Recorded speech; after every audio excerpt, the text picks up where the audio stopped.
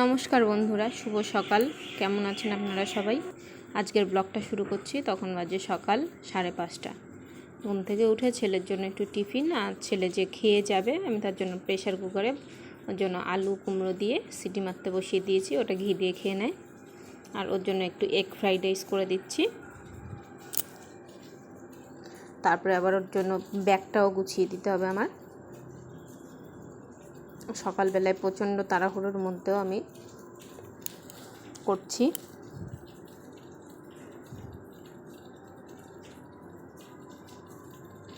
সকালবেলাটা এতটা কাজের চাপ থাকে, তারপরে ছেলেকে স্কুলে দিয়ে এসে চাপটা একটু কমে।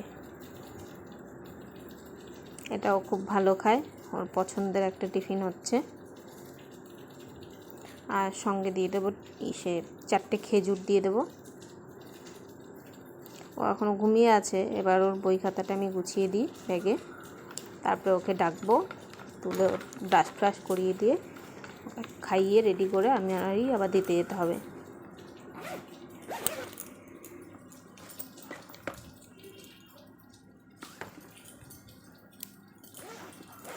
এই যে এদিকে ওর খিচুড়িটা রেডি হয়ে গেছে।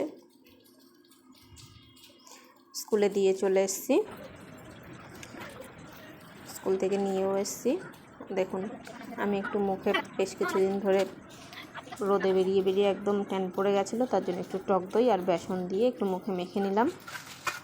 মেখে নিয়ে যে ঠাকুরের বাসনটা ছিল সেটা মাজছি। এদিকে রান্নাবান্নাও মোটামুটি হয়ে গেছে। সকালে ওকে স্কুলে দিয়ে এসে করে নিয়েছিলাম, বাকি আছে এখন আর একটা রান্না, সেটা করতে হবে। ততক্ষণে মুখের ওটাও শুকিয়ে যাবে। এদিকে ঠাকুরের বাসনটা মেজে নিই।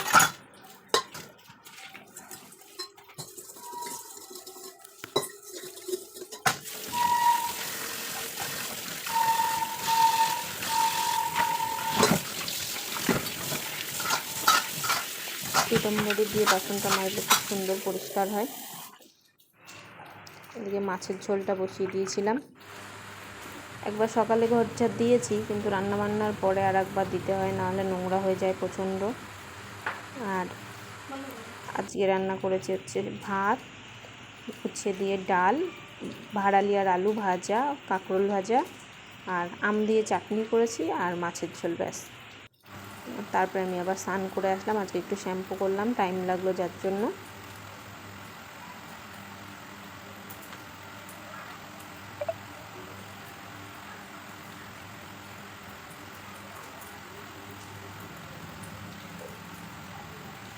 এত চুল উঠছে যা পরিমাণে, কিছু বলার নেই। প্রচণ্ড চুল ওঠে এখন। স্নান করা হয়ে গেছে। এবার আমি স্নান করা হয়ে গেলে পুজোটা দিয়ে আসবো।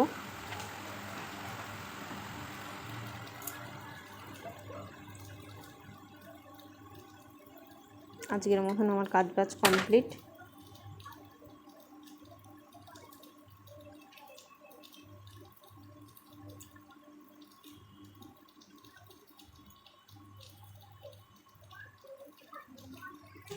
এখন কত ফুল তুলে নিয়ে এসেছিলাম, পুজো দিয়ে নেবো এবার। আজকের মতো ব্লগটা এই পর্যন্তই। যদি ভালো লাগে একটা লাইক করবেন, শেয়ার করবেন, আর আমার চ্যানেলে যদি নতুন হয়ে থাকেন আমার চ্যানেলটি সাবস্ক্রাইব করবেন। ধন্যবাদ।